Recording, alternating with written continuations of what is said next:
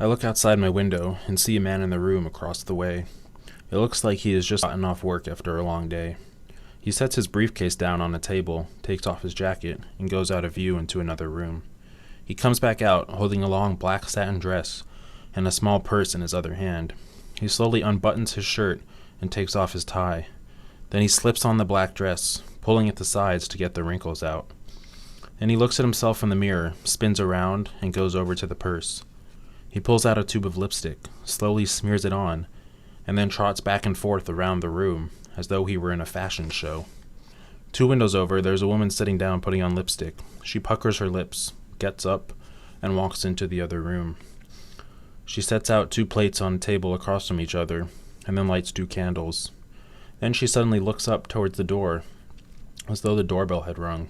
She scurries over to the door and opens it. A smile crawls across her face, and she appears to be talking to someone out of view. Then she closes the door and goes back over to the table, all the while grinning and talking to someone out of view.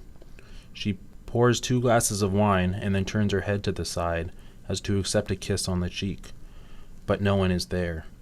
She sits down at the table and holds up her glass of wine for a toast to her imaginary date. A few flights down, an older man seems to be rearranging his living room. He pulls 4 wooden chairs out into the middle of the room. The backs of the chairs are all facing each other. Then he goes out of view into another room and comes back carrying several pillows and a blanket.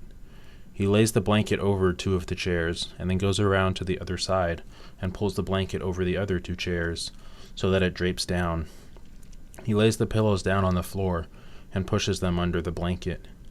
Then he grabs a book and flashlight sitting on the table, leans down on the floor, and slides into his fort.